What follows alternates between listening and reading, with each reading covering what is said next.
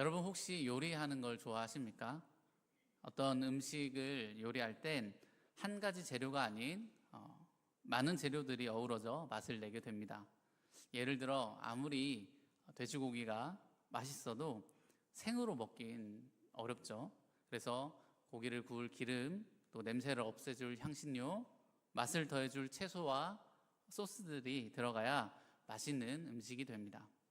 또 무조건 다 넣는다고 맛있어지는 게 아니라 어떤 재료를 넣느냐, 어느 타이밍에 넣느냐에 따라 감격스러운 맛이 될 수도 있고 넣자마자 당장 뱉고 싶은 맛이 될 수도 있습니다. 요리에 어떤 여러 재료들이 필요한 것처럼 기도의 능력을 경험하는데도 여러 요소들이 필요합니다. 기도에는 당연히 믿음이 기반되어야 하지만 그 믿음과 더불어 필요한 것들이 있습니다. 오늘 느헤미야 말씀을 통해 우리 기도에 어떤 요소들이 필요한지 생각해 보길 바랍니다. 우리가 본문을 읽어보았듯 느헤미야는 왕 앞에 예루살렘 파견을 허락받고 이제 나아갑니다. 고향을 생각하며 기도했던 그 응답이 오늘 이루어진 것이죠. 그렇다면 느헤미야는 기도하자마자 곧바로 하나님께 응답을 받은 것일까요? 오늘 본문 2장 1절에는 이 예루살렘 파견이 이루어지는 시점이 나와 있는데요. 같이 읽어보겠습니다. 시작. 아닥사스 왕 제20년 니산월에 왕 앞에 포도주가 있기로 내가 그 포도주를 왕에게 드렸는데, 오늘 본문의 때는 아닥사스 왕 제20년 니산월이라 나옵니다. 느헤미야가 고향의 이야기를 듣고 기도를 시작하던 그때는요, 1장 1절에 아닥사스 왕 제20년 기슬르월이라고 기록되어 있습니다. 그러니까 기슬르월, 또 오늘 본문의 니산월 모두 페르시아의 월을 뜻하는 말입니다. 정확하진 않지만 학자들에 의해 밝혀진 것에 따르면 기슬르월은 11월에서 12월 정도를 뜻하고 오늘 나오는 니산월은 3월에서 4월을 뜻합니다. 다시 말해 느헤미야는 대략 4개월에서 6개월 정도 계속해서 고향을 위해서 기도했던 것입니다. 느헤미야의 기도는 단 며칠, 단 몇 주 만에 이루어진 것이 아니라 인내심을 갖고 계속해서 기도한 기도입니다. 그는 결코 자신의 계획을 통해 왕의 허락을 받아낸 게 아닙니다. 왕에게 허락받는 그 과정을 보면 어쩌면 느헤미야가 왕 앞에 나갈 때 일부러 막 근심 있는 표정을 티내면서 왕의 시선을 끌어서 자기의 이야기를 듣게 유도했다, 이렇게 생각해 볼 수도 있습니다. 왕이 자기에게 관심 갖도록 머리를 썼다는 거죠. 하지만 고대 왕국에서 이런 일은 사실 일어날 수가 없습니다. 당시는 왕 앞에서 신하가 인상을 쓰거나 혹은 불안한 표정을 지으면 반역자 혹은 건방진자로 여겨져서 처형될 수도 있었습니다. 따라서 왕이 안색을 물었을 때 드디어 기회가 왔다, 이렇게 여기는 것이 아니라 목이 날아갈 수도 있으니 긴장해야 했던 것입니다. 본문 2절에도 왕이 물었을 때 느헤미야는 그때 내가 크게 두려워하여 라고 이렇게 기록하고 있습니다. 심지어 느헤미야가 섬기고 있는 그 아닥사스다 왕은 13년 전에 예루살렘 성벽 공사를 중단시킨 장본인입니다. 그 공사를 멈추게 한 장본인 앞에서 공사가 진행이 안 돼서 내 동족이 너무 걱정되고 내가 너무 힘들다, 이렇게 말하는 게 어디 쉬운 일일까요? 절대 그렇지 않습니다. 느헤미야는 자신이 함부로 나설 수 없기에 하나님의 일하심을 기대하며 인내로 기다렸습니다. 결코 자신의 방법, 꼼수를 사용하지 않았습니다. 우리의 기도, 하나님 자녀의 기도에도 이러한 인내, 기다림이 필요합니다. 울고불고 소리치며 간절함으로 기도하면 당장 혹은 빨리 기도가 이루어질 것 같은 기대가 있습니다. 최선을 다했기 때문에 하나님이 일해 주실 거라 이렇게 생각합니다. 그러나 기도가 무엇입니까? 나의 연약함을 구하며 하나님의 일하심을 구하는 거죠. 그렇다면 하나님은 내가 정한 때에 일하셔야 하는 겁니까? 하나님, 제가 3일 드릴게요. 그 안에 좀 해주세요.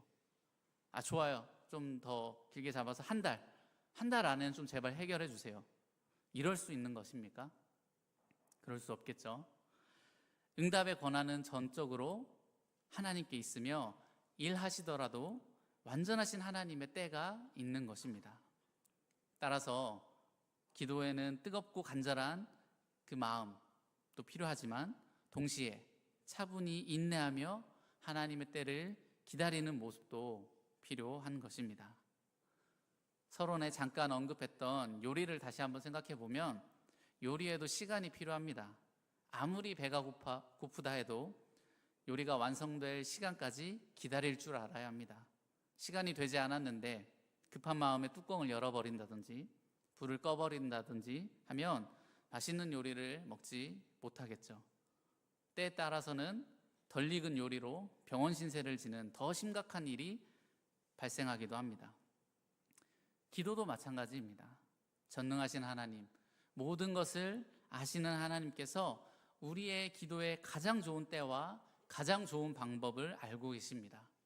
그런데 그것을 신뢰하지 못하고 자꾸만 나의 때를 요구하고 나의 방법을 쓰려 한다면 기도의 응답, 기도의 열매가 있을까요? 성도의 기도엔 기다림이 필요합니다. 인내가 필요합니다. 하나님의 때를 기다리며 기도한 느헤미야에게 왕은 그의 상황을 묻습니다. 기분 나빠 물은 게 아니죠. 그때 왕의 마음은 진심으로 느헤미야를 걱정했습니다. 6절을 보면 그때 왕후도 왕 곁에 앉아 있었더라라고 나옵니다. 이것은 지금 왕과 느헤미야가 만나고 있는 그 자리가 사적인 자리였다라는 것을 의미합니다. 그리고 느헤미야가 허락받는데 왕후도 돕는 역할을 했을 것이라 여기기에 느헤미야가 왕후가 함께 있었음을 기록했다, 이렇게 보는 해석도 있습니다. 고향을 생각하는 마음이 너무 안쓰러운데 왕이 아끼는 신하인이 들어주면 어때요? 이렇게 옆에서 왕후가 거들었을 거다 생각해 볼 수 있는 거죠. 추가적으로 본문에 나오진 않지만 아닥사스다 왕 시절 역사를 보면 당시 페르시아 서쪽 이집트 지역에서 여러 소동이 있었다고 합니다. 왕의 수도에서 굉장히 멀리 떨어진 곳에서 일어난 소동이기 때문에 그 지역을 잘 관리하기 위해서, 다스리기 위해서 왕은 이집트와 가까운 예루살렘을 재건하는 게 필요했던 상황이기도 합니다. 이런 정치적 상황도 느헤미야의 파송을 가능케 한 요소였습니다. 하나님은 하나님의 때에 왕에게 느헤미야의 표정을 묻고 싶은 마음, 안쓰럽게 여기는 마음을 주셨습니다. 하나님은 하나님의 때를 기다린 느헤미야에게 결국 응답하셨습니다. 여러분, 혹시 기도하고 있는데 이루어지지 않아 답답한 마음이 있습니까? 빨리빨리 되지 않아 실망감이 커져가고 있습니까? 오늘 말씀을 기억하면서 하나님의 때를 기다릴 수 있길 바랍니다. 답답함과 실망감에 집중하기보다 하나님이 가장 좋은 때를 예비하고 계심을 믿을 수 있길 바랍니다. 아무것도 일어나지 않는 것처럼 보이지만 결국 그렇지 않습니다. 하나님 여전히 우리의 기도에 귀 기울이고 계시고 기억하고 있고 가장 좋은 것으로 응답할 때를 준비하고 계십니다. 기도가 이루어지기까지 1년이든 2년이든 혹은 평생이든 기다리며 기도한 자에게 하나님은 그 기다림이 무색할 만한 큰 은혜를 주시는 분입니다. 기다림의 고통이 기억나지 않을 넘치는 은혜가 있을 것입니다. 하나님의 일하심을 믿으며 인내로 기도하는 성도님들 되길 간절히 소망합니다. 하나님의 때에 느헤미야가 간절히 기도했던 내용을 들은 왕은 또다시 느헤미야에게 다시 묻습니다. 함께 4절 읽어보겠습니다. 시작.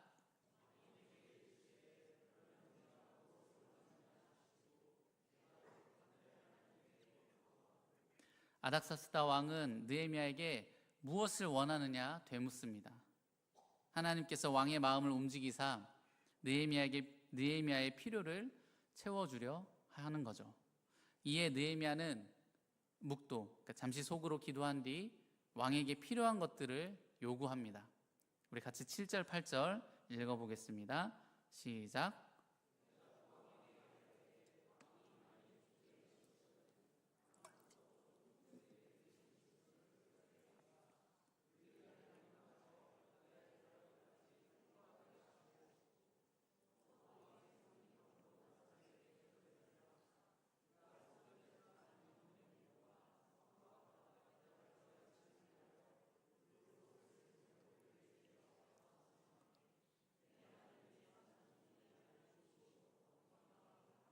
아멘. 요구한 내용을 정리하면 이렇습니다. 첫째, 주변 총독들에게 왕의 조서를 내려 무사히 예루살렘까지 이동할 수 있도록. 둘째, 나라의 산림감독, 그러니까 오늘날의 산림청장 같은 국토부 장관 같은 자에게 부탁해서 예루살렘을 재건할 수 있는 건축 재료들을 제공해 주길 부탁합니다. 느헤미야의 이 요구들은 매우 실제적이고 현실적입니다. 느헤미야가 이렇게 상세한 요구를 할 수 있었던 건 순간적인 생각이었을까요? 느헤미야가 이런 말을 할 수 있었던 건 그가 기도와 함께 치밀한 사전 계획을 준비하고 있었기 때문입니다. 느헤미야는 막연히 기도만 하지 않았습니다. 하나님의 응답을 기다리며 그는 구체적인 계획을 준비했습니다. 만일 내가 예루살렘으로 가서 백성들을 돕고 또 그것을 다시 회복한다면 무엇이 얼마나 필요할까? 나는 그것을 어떻게 준비할 수 있을까? 여기서 예루살렘으로 가기까지 문제가 될 것은 없을까?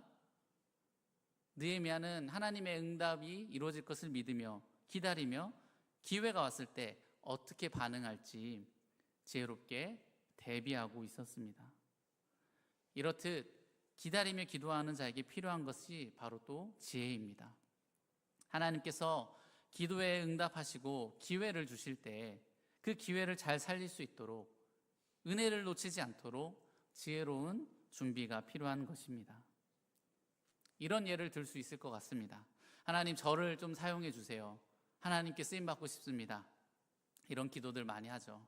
그런데 정작 쓰임 받기 합당하게 준비하지 않는 경우가 많습니다.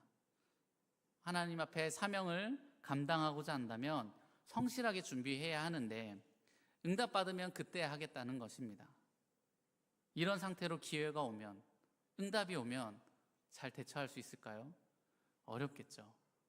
만약에 하나님께서 기도의 응답으로 뭔가 나를 교사로 이렇게 사용하겠다, 그런 마음을 주셨는데 내가 최소한의 성적도 준비되어 있지 않고 그저 기다리기만 했다면 교사가 되기 쉽지 않겠죠.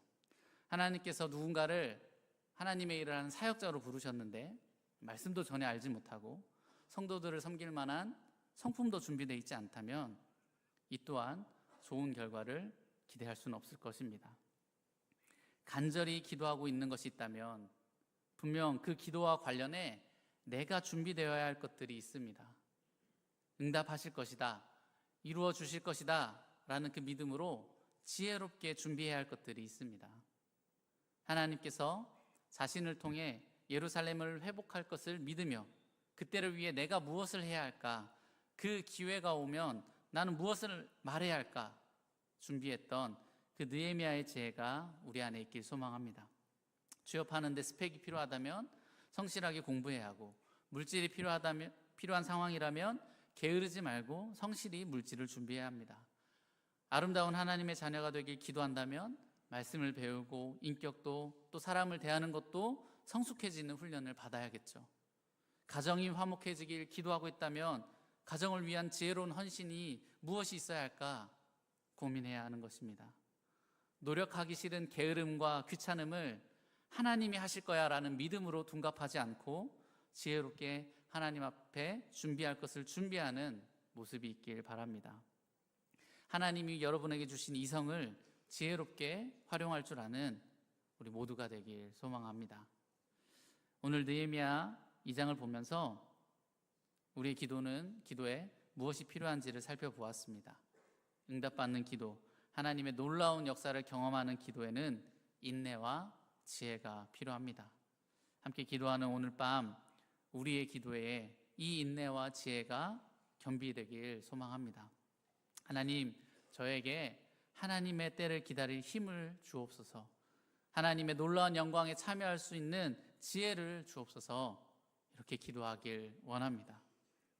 하나님이 반드시 일하신다는 굳건한 믿음 위에 인내와 지혜로 기도하며 나아갈 때 만물을 통치하시는 하나님, 우리를 사랑하시는 하나님께서 반드시 놀라운 일을 행하실 줄 믿습니다. 인내와 지혜를 겸비한 기도로 기도의 맛, 그 놀라운 기쁨과 은혜를 찬송하게 되는 성도님들의 삶이 되길 간절히 소망합니다. 기도하겠습니다.